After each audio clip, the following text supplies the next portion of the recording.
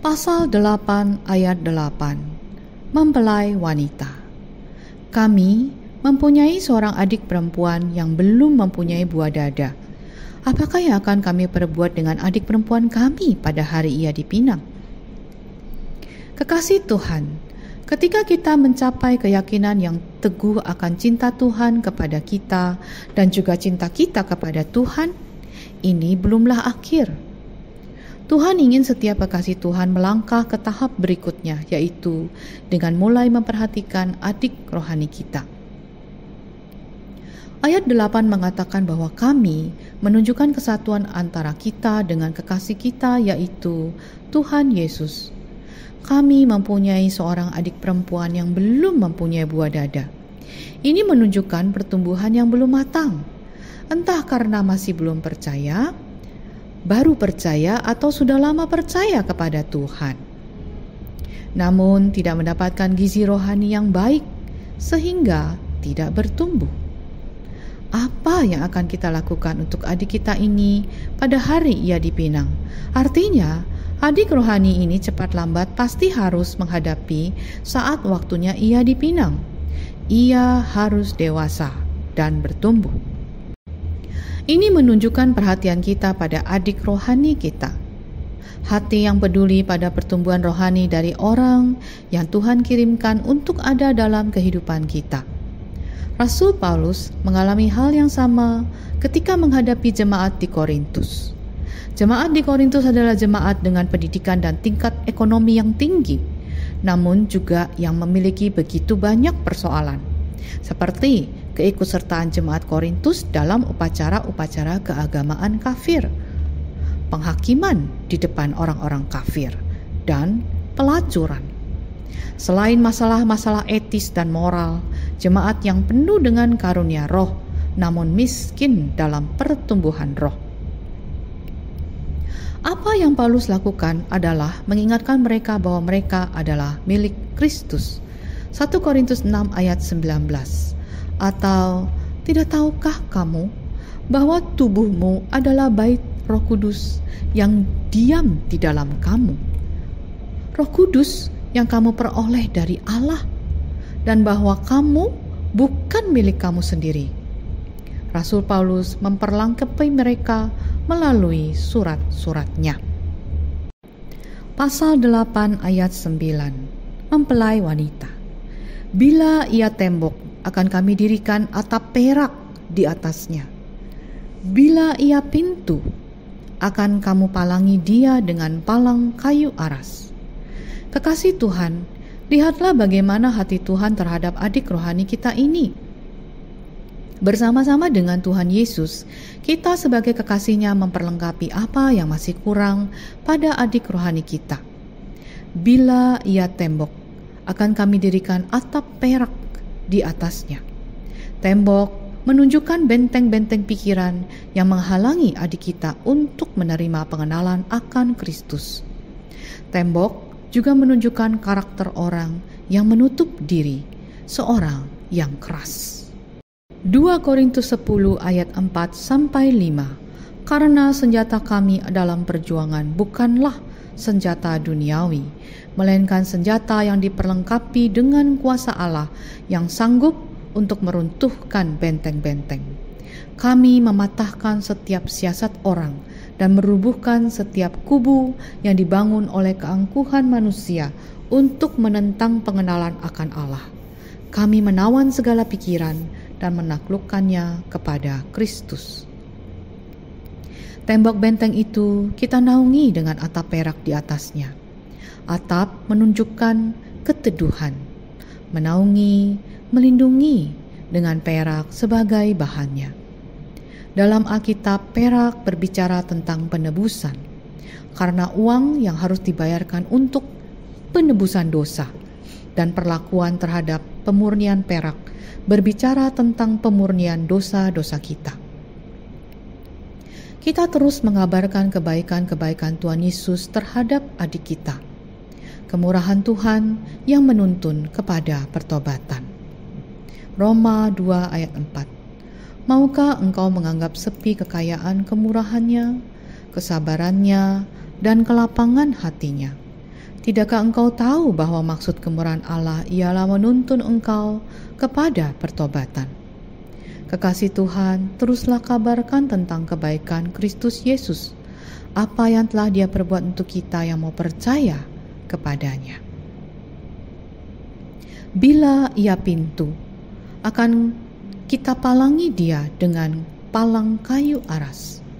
Pintu menunjukkan karakter orang yang easy going. Seorang ekstrovert yang seringkali karena ingin berbaur dengan lingkungannya bisa melupakan batas-batas firman Tuhan. Kekasih Tuhan, kita bisa membantu adik kita ini dengan palang kayu aras, memberitahukan batas firman Tuhan atas dasar kayu salib. Pengorbanannya di atas kayu salib membatasi diri dari pergaulan atau pemikiran yang tidak baik, yang duniawi, dibatasi dengan salib Kristus. Tidak hati dengan orang lain sehingga melanggar batas firman. Lebih baik tidak enak hati dengan Tuhan Yesus sehingga terlindung dari tipu jerat iblis. Bisa hidup bebas dari dosa. Berani berkata tidak kepada kompromi-kompromi dunia yang menghalangi rohani bertumbuh. Pasal 8 ayat 10. Aku adalah tembok, dan buah dadaku bagaikan menara. Dalam matanya ketika itu, aku bagaikan orang yang telah mendapat kebahagiaan, kata mempelai wanita. Aku adalah tembok, menunjukkan kekuatan Allah berada di dalam diri kekasih Tuhan dengan Kristus sebagai batu penjuru. Kita membangun di dalam kita sebuah rumah rohani bagi suatu kumpulan imamat kudus di tengah dunia yang gelap ini. 1 Petrus 2 ayat 5. Dan biarlah kamu juga dipergunakan sebagai batu hidup untuk pembangunan suatu rumah rohani bagi suatu imamat kudus, untuk mempersembahkan persembahan rohani yang karena Yesus Kristus berkenan kepada Allah. Buah dadaku bagaikan menara, suatu bagian yang paling menonjol pada kekasih Tuhan, menunjukkan hati Kristus yang penuh kasih yang dapat dilihat oleh sekeliling kita. Filipi 4 ayat 5. Hendaklah kebaikan hatimu diketahui semua orang. Tuhan sudah dekat. Kita melakukan kebaikan dengan tulus bukan supaya orang memuji kita, tapi supaya banyak orang datang kepada Kristus. Ini adalah sebuah kesaksian hidup yang kuat, yang dapat terpatri kepada setiap orang. Bukankah kebaikan Kristus yang begitu memikat kita? Bukankah karena kemurahan hatinya yang mengalir melalui kita, yang dapat membuat kita tunduk kepada Dia? 1 Yohanes 4 ayat 19 sampai 21. Jika kita mengasihi, karena Allah lebih dahulu mengasihi kita. Jikalau seorang berkata, aku mengasihi Allah, dan ia membenci saudaranya, maka ia adalah pendusta.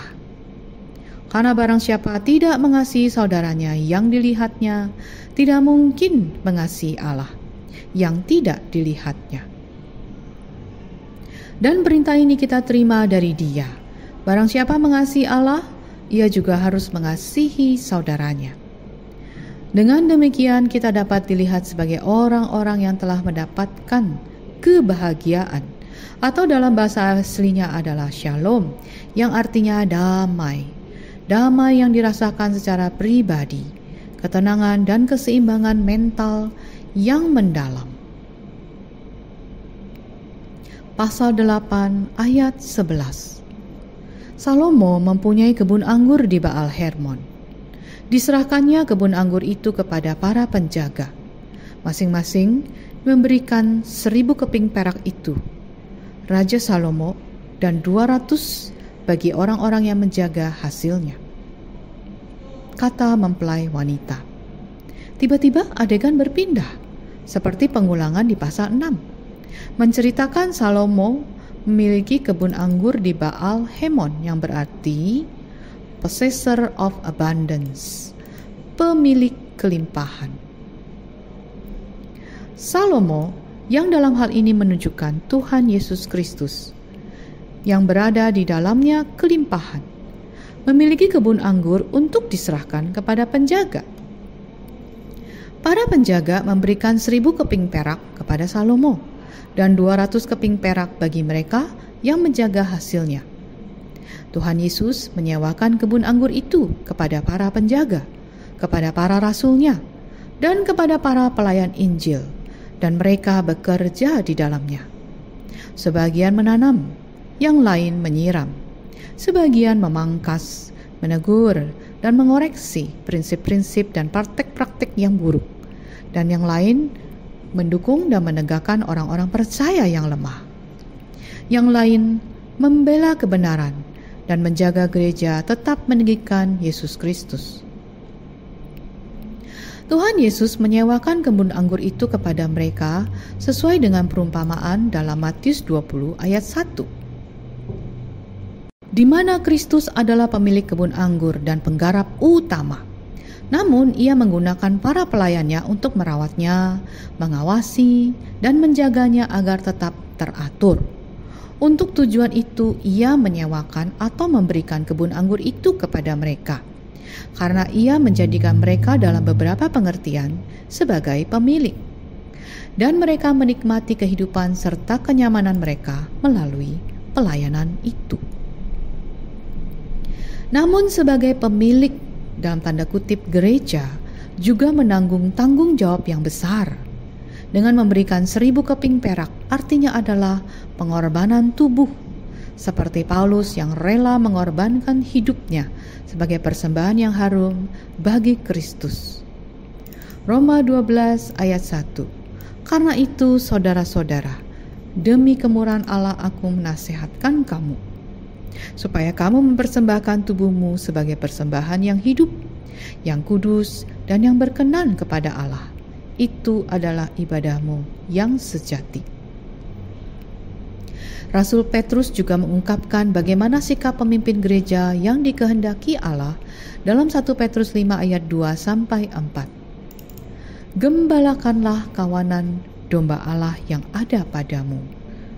Jangan dengan paksa, tetapi dengan sukarela, sesuai dengan kehendak Allah. Dan jangan karena mau mencari keuntungan, tetapi dengan pengabdian diri.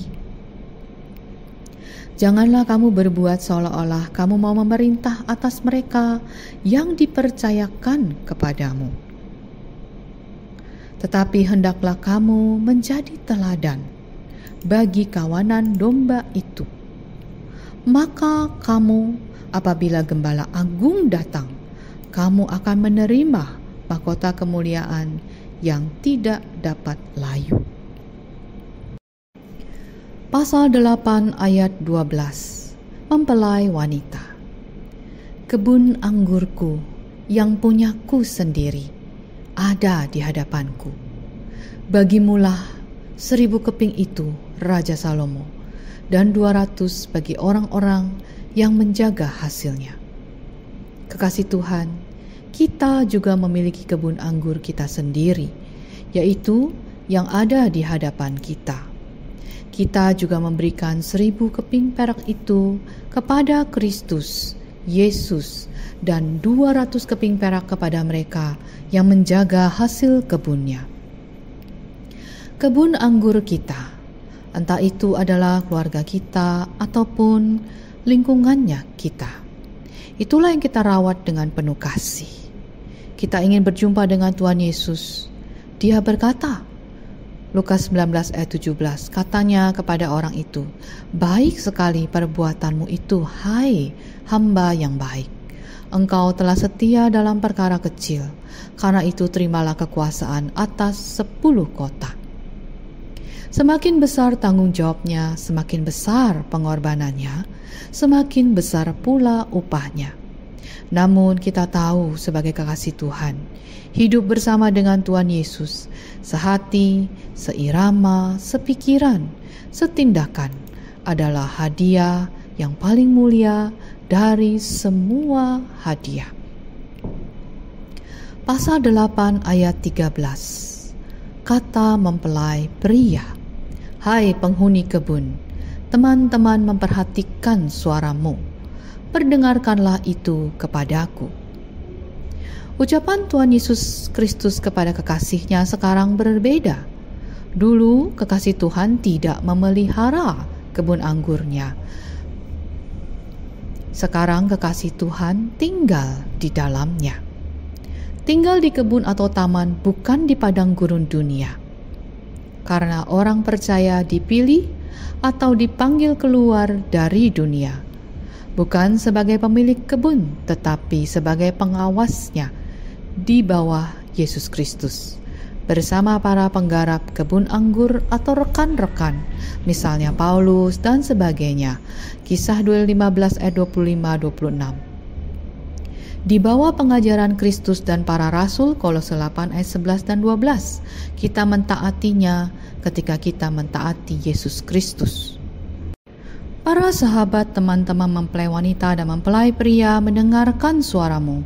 Dengan tekun amati semua kata-kata dan perilakumu terhadapku, dan semua kesaksian antara engkau dan aku. Buatlah aku mendengarnya ketika aku pergi darimu. Biarlah aku mendengar doa-doamu, pujian-pujianmu, dan pemberitaan Injilku di dunia. Begitulah kata mempelai pria. Tuhan menasihati jemaatnya untuk terus berdoa, menyembah, dan menaikkan puji-pujian yang Ia sukai. Kekasih Tuhan menjawab, sambil mengharapkan kedatangannya dengan segera untuk membawanya bersamanya sepenuhnya. Surga, gunung-gunung tinggi yang penuh rempah-rempah manis, sampai saatnya tiba, ketika setiap mata akan melihatnya dalam segala kemuliaan yang jauh lebih baik dari dunia ini. Orang-orang percaya sejati yang menantikan kedatangan hari Tuhan itu, atau mereka yang menuju kedatangan hari itu. Pasal 8 ayat 14, mempelai wanita. Cepat kekasihku, berlakulah seperti kijang, atau seperti anak rusa di atas gunung-gunung tanaman rempah-rempah. Cepatlah kekasihku, mengingat kita harus berpisah untuk sementara waktu. Cepatlah, hai mempelaku yang terkasih, dan segeralah selesaikan pekerjaan yang harus kau lakukan di dunia ini, sehingga engkau dapat menerima aku, sehingga aku dapat memelukmu dengan pelukan yang kekal. Pekerjaan ini adalah pekerjaan Kristus yang diamanatkan kepada kita, yang mana kita tidak akan sanggup menyelesaikannya tanpa bantuan Roh Kudus, bahkan Roh Yesus sendiri. Mempelai wanita begitu ingin segera berjumpa dengan sang mempelai pria, memintanya untuk menolong kekasih Tuhan dalam menyelesaikan pekerjaan ini. Angkatan demi angkatan akan memegahkan pekerjaan-pekerjaanmu dan akan memberitakan keperkasaanmu. Mazmur 145 ayat 4. Pergilah dan lihatlah pekerjaan-pekerjaan Allah. Ia dahsyat dalam perbuatannya terhadap manusia. Mazmur 66 ayat 4. Hendaknya setiap kekasih Tuhan terus melaksanakan dan menyelesaikan tugas panggilannya, yaitu pekerjaan keselamatan, agar orang-orang dapat melihat perbuatan-perbuatannya yang baik dan memuliakan Bapa surgawinya. Yohanes 6 ayat 28-29. Lalu kata mereka kepadanya, apakah yang harus kami perbuat supaya kami mengerjakan pekerjaan yang dikehendaki Allah? Jawab Yesus kepada mereka, inilah pekerjaan yang dikehendaki Allah, yaitu hendaklah kamu percaya kepada Dia yang telah diutus Allah. Dengan terus berdoa dengan sungguh-sungguh untuk apa yang kita inginkan, ucapan syukur kita akan berlimpah dan sukacita kita akan penuh. Jiwa kita akan diperkaya dan jerih payah kita akan berhasil. Kita akan dimampukan untuk menantikan kehidupan kekal tanpa rasa takut. Datanglah Tuhan Yesus. Penutup. Demikianlah kitab Kidung Agung ini diakhiri di pasal 8 dengan masih belum bertemunya sang mempelai wanita dengan mempelai pria. Hal ini membuat kita semua sebagai kekasihnya yang masih hidup di dunia ini memiliki pengharapan yang sama. Kita semua selama masih hidup, masih terus berjuang sampai Tuhan Yesus sang mempelai kita melihat kita sudah cukup untuk bersatu dengan Dia, kekal selamanya. Sesungguhnya akhir dari semuanya dapat kita lihat di kitab Wahyu pasal terakhir, di mana langit baru dan bumi baru terbentuk. Inilah puncak kehendak Allah Bapa kita di surga. Terima kasih telah bersamaku menikmati perjalanan mempelai wanita melalui kitab Kidung Agung ini. Aku percaya hidup rohanimu tidak akan pernah sama lagi setelah membaca buku ini. Dan biarlah kita semua terus semakin berbuah manis sampai Tuhan Yesus datang menjemput kita. Segala puji, hormat, syukur, kemuliaan hanya bagi Tuhan Yesus Kristus, Gembala Agung, Sang Kekasih jiwa kita. Teriring doa dan kasih, Maria Mira, Jakarta, Indonesia.